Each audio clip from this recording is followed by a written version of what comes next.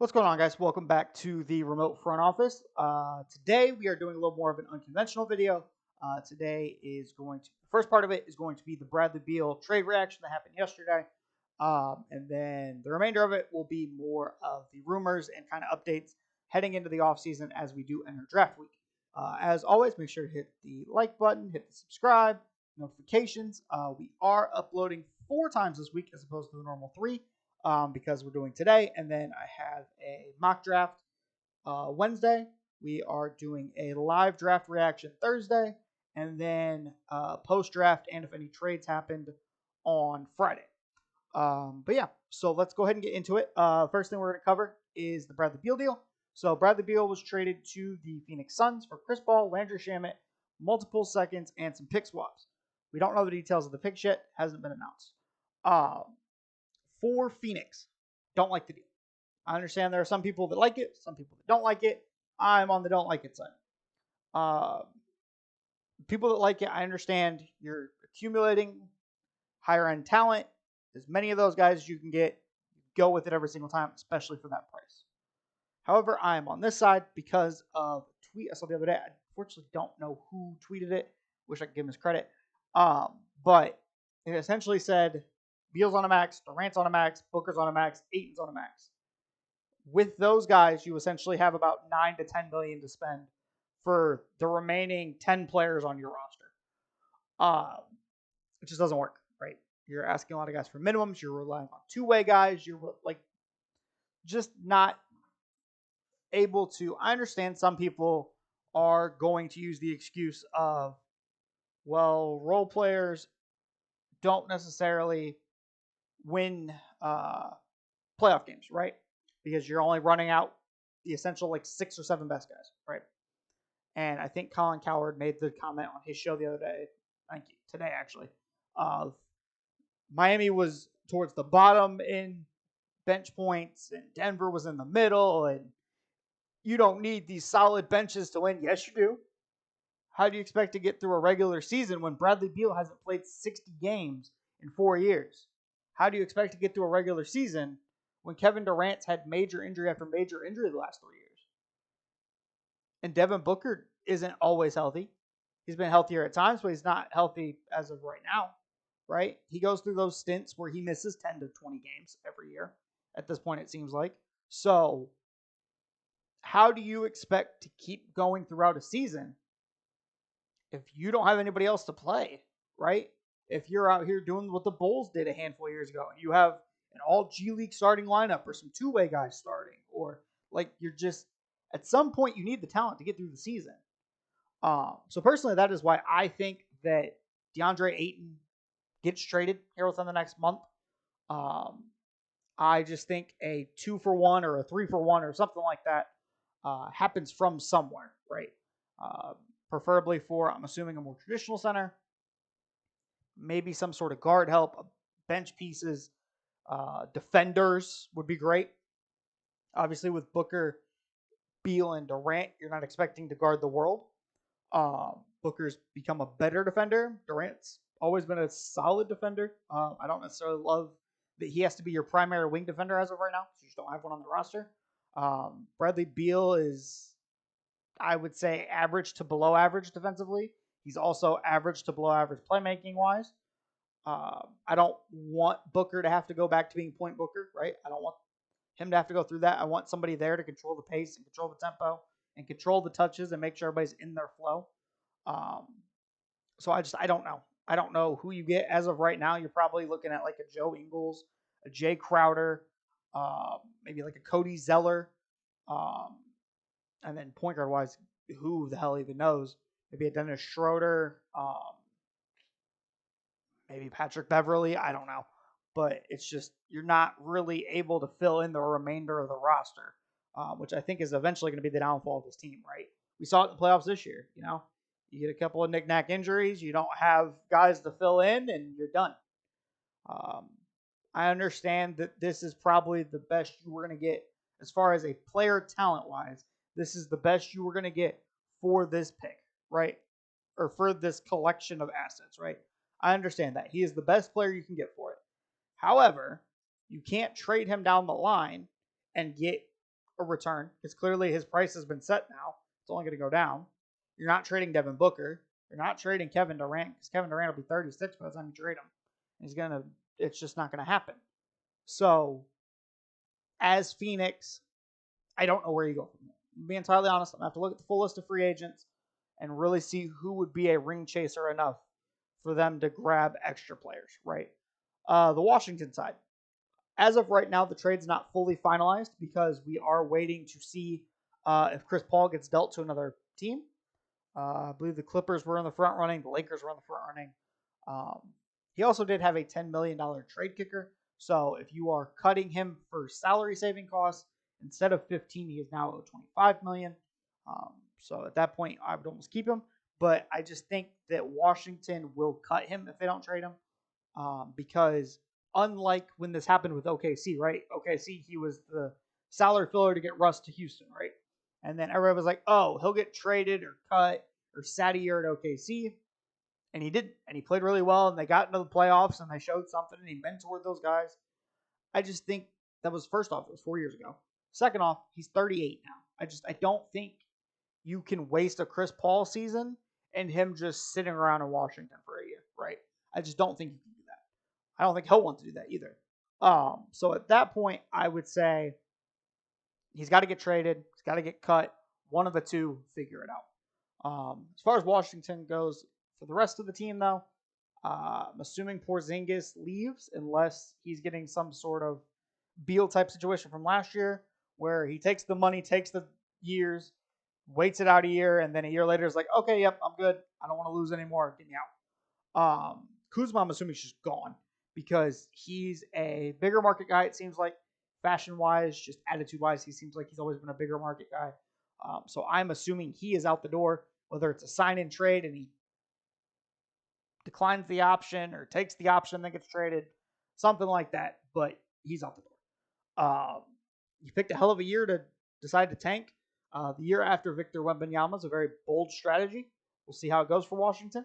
The pick chest is not very big. It's not very inclusive. You still owe a pick in a couple years to New York. I just think as far as starting a rebuild, you're not off to the greatest start. It had to be done. I've been asking Washington to do it just like Chicago for the last couple of years. But it had to be done. You got kind of what you got for them. Move into the next stages. Make your rebuild, right? The other thing I want to cover from Woj that he released today is Draymond Green is declining his player option. He will be unrestricted free agent. I personally thought he was taking the player option, and then he was going to roll over his decision to next year with Clay, and then let both of them kind of make that decision together as far as, is this the end or moving on? Personally, with the way it's worded and just the general tone of it, I think he's gone. I don't think he wants the pay cut. I think he understands this is his last chance at a payday, and I think he knows somebody will pay it. So personally, I think Draymond is gone. I think the Golden State thing's over. I think they ride out Clay for the next year. I don't know if Clay will take his player option next year. That's a whole other conversation. But I just think he's gone, right? It's going to be interesting to see how Golden State rebounds. Obviously, with losing Bob Myers and you're bringing in Mike Dunleavy, I don't know if I see the direction that this team's going. As far as building around Steph, who's an older superstar, and you can't waste his years at this point, right? Because who knows with his legs, and you got to keep the foot to the pedal, and you guys tried to take two routes at the same time, and it didn't work. And I think this might start to be the end of the era. I think people are going to realize how much Draymond means to this team, as far as not being around him at all if he leaves. I think that'll be an interesting conversation to have over the next couple of years and possibly weeks. Now we are going to get into the rumors. We're going to go down, I don't know, we'll go down a couple of tweets here. This is NBA Central. They tend to, using them because then I don't have to search each individual source and go through all of their stuff and then go to the next guy. This way it's kind of all in one spot. And of course, the first tweet is Zach LaVine rumors. All right.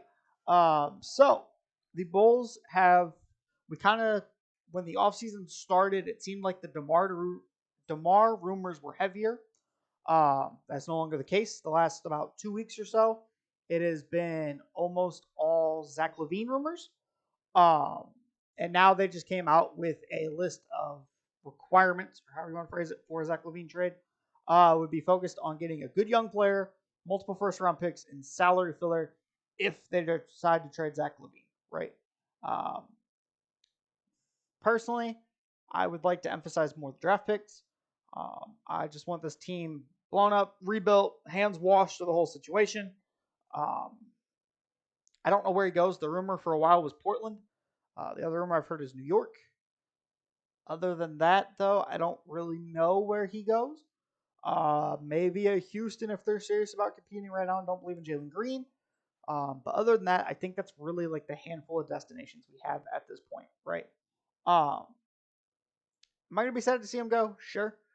Because it means we're going to be in the tank yet again. The problem with it is the Bulls have never committed fully to a rebuild. And for the little bit we kind of like halfway committed, we had Fred Hoiberg and Jim Boylan as coaches, and we had the front office that we had of Garpax. So I'm curious to see what AK's vision would be for the team if he was allowed to do a full rebuild. I had this discussion with a friend of mine the other day. I just don't quite see or not management, the ownership group allowing for a full rebuild. They've always, it seems like, at least in these past couple of years, they've always been more concerned with can we still make money off of this season? Can we still net a profit? Can we possibly get play-in tickets sold? Can we get playoff tickets sold? And not, okay, let's reset for 3 years. Let's tank. Let's grab bad contracts. Let's grab additional picks. And let's really do this rebuild the right way. Just doesn't seem like the team's up to it at this point. So this is currently where we stand. So the next one's interesting. DeAndre Ayton was requested by Washington in the Bradley Beal trade, but the Suns said no. So if that's the case, I'm not surprised because Bradley Beal had a no trade clause. I think Phoenix knew they didn't have to overpay. They clearly didn't overpay. I just, again, don't like the fit. But good for them on saying no to the DeAndre Ayton part because, honestly, would have just been not worth it. Okay. Paul Pierce is saying stupid stuff. Let's see here. Okay, so the Lakers only want to sign Chris Paul to a vet minimum. I agree. I would not trade him. I wouldn't trade for him. Contract reasons and just everything above that. I think if you're getting Chris Paul for a vet minimum, also expectations aren't as bad with the fan base. So personally, I like that idea a lot better. Okay, so this is just Zion's in trade rumors. So as of right now, the Pelicans it's picked up really within over this past weekend. Been a lot of Zion rumors on does the team want to trade him? Should they trade him? I understand both sides, right? Because you have a max superstar that when he plays is really, really good. Never plays, right? So I understand both sides of get whatever assets you can for him, move on. He's already got his max deal. Get some assets back, retry and regroup on a guy that's maybe a little healthier. Superstars don't come around all the time. Keep your superstars. Understand that one as well. However, as this team is currently constructed, I don't see him as a deep playoff team with Zion, right? You're lacking the defense. I don't really know who your true facilitator is. And I just think, personally, I'm not the biggest Zion person. I understand it when he plays. He's amazing. Could be a Joel Embiid situation where maybe he just needs the first couple years to figure it out. And then he's fairly healthy for the most part. But personally, I just think don't trade him now. Trade him at the trade deadline if you're going to trade him. I understand if you're getting number 2, right? If you're trading him to Charlotte, you're getting number 2 and like Gordon Hayward and something else, right? Sure. Scoot Henderson, I think, is a culture guy. I think he can fit. But don't trade him to Houston for 4. Don't trade him to Detroit for 5. Don't really go past 3. Right? I think that's the cutoff. I think once you hit Brandon Miller, you're done. Because personally, I wouldn't mind Scoot Henderson with CJ and Brandon Ingram, and you bring in Herb Jones and slide BI down or something. I just think that this team, New Orleans as a whole, has enough assets in total to where you don't just get rid of Zion to get rid of Zion to wash your hands, right? You have to make sure it's the right deal, because you have to get a young guy that can be his level or more back in that deal. You just have to. This one I'm not surprised about. So the rumor from basically everybody is Toronto's running it back. Said this in their offseason video. Doesn't surprise me because you traded for Jakob Poeltl last year. You gave up a first in that deal. And it also just doesn't strike me that they're not a team to fully tank. I would like to see them do that because I think Pascal can get you a lot. I think OG doesn't really want to be there. You get a decent amount for him. Gary Trent can get you a good amount. Fred VanVleet a sign and trade.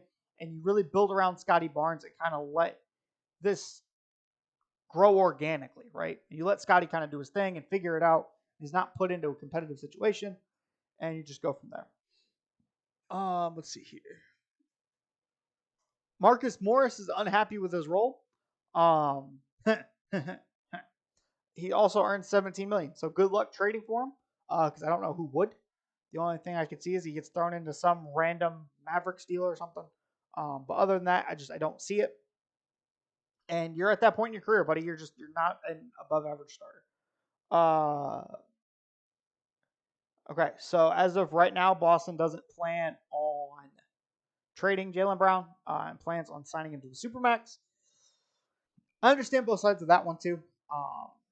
Just with the new CBA rules, I feel like it's going to be really constrictive, and you're going to have to get really creative with the rest of your roster. However, I do think not trading Jaylen Brown, I think trading some of the role guys, like a Robert Williams, like Marcus Smart, those sort of guys, I think is the better result rather than trading Jaylen Brown, right? I think you'd regret Jaylen Brown trade more.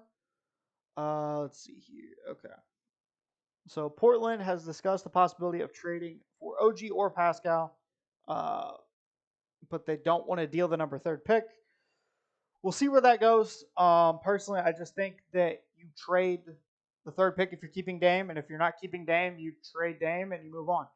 I think they just need to pick a direction. I'm tired of Portland being in the middle and trying to tiptoe it. You've proven that you can't do both by the fact you either don't make the playoffs or you make the play-in or you make the bottom end of the playoffs. You don't have any meaningful playoff berth trying to do both ways. So I think you need to pick a direction and just roll with it, personally. Yep. Dealing no interest. The Raptors are still being stubborn with OG because they want to run it back.